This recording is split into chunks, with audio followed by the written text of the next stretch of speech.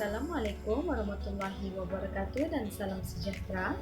Yang saya hormati Encik Muhammad Faiz bin Bakri dan rakan-rakan seperjuangan seterusnya, para hadirin sekalian.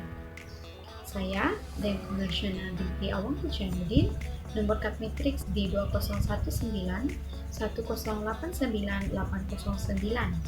Pada hari ini saya akan menyampaikan sebuah ucapan yang bertajuk Budaya Membaca di Malaysia.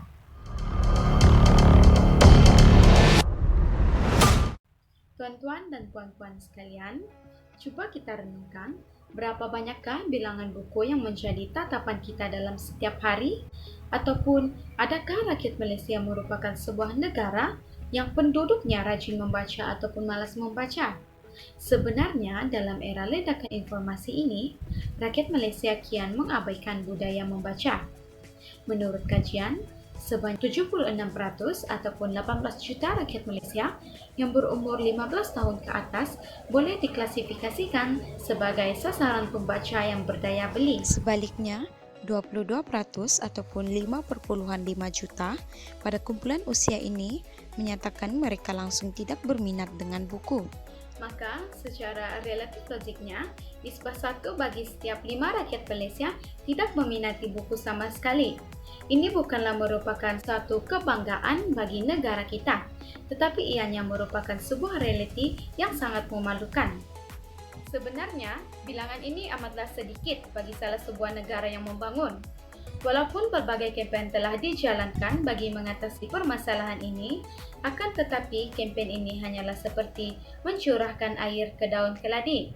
Usaha ini hanyalah sia-sia kerana kesedaran untuk membaca dalam kalangan rakyat Malaysia masih berada di tahap yang rendah. Pada perspektif saya, rakyat Malaysia masih lagi bermain dalam fantasi dan tidak mengetahui akan kepentingan membaca.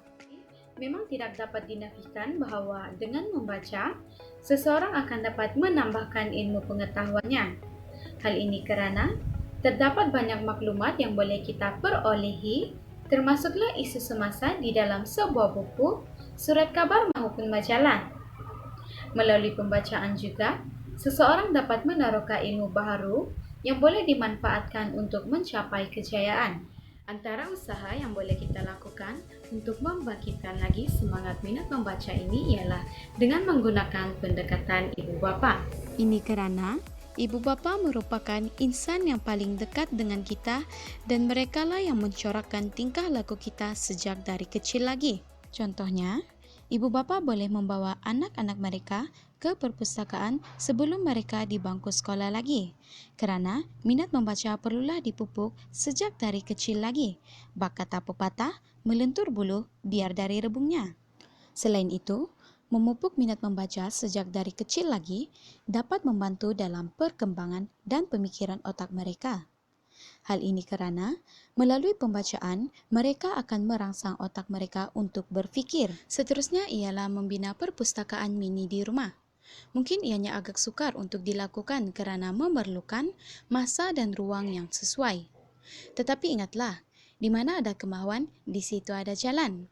Tambahan lagi, mungkin bagi sesetengah orang kurang selesa untuk berada di tempat awam, lagi-lagi pada musim pandemik COVID-19 ini. Oleh itu, dengan wujudnya perpustakaan mini di rumah, ibu bapa dan anak-anak dapat meluangkan masa bersama-sama dengan membaca buku. Pada zaman sekarang, sangat mudah untuk kita mendapatkan bahan bacaan, terutama sekali wujudnya platform secara atas talian seperti buku digital, read online, dan macam-macam lagi. Kesimpulannya, budaya membaca dapat melahirkan insan yang mulia. Dengan membaca juga, pemikiran seseorang akan sentiasa berkembang dan mempunyai imajinasi yang lebih tinggi. Seseorang yang suka membaca juga akan sentiasa mempunyai idea-idea yang bernas dan dapat membangunkan sesebuah negara, seterusnya mampu untuk menjadi seorang pemimpin yang berkaliber. Petik kata-kata daripada Tun Dr. Mahathir, dari sudut sains membaca ialah satu kaedah senaman ataupun latihan minda yang berkesan dan mampu untuk memperkuatkan rangkaian otak kita, serta mampu untuk merangsang pembinaan saraf baru. Apabila kita membaca sesuatu itu secara berulang kali, ia akan lekat dalam ingatan kita dan tidak mudah dilupakan. Sekian itu saja daripada saya, Bangsa Membaca, Bangsa Percaya. Terima kasih.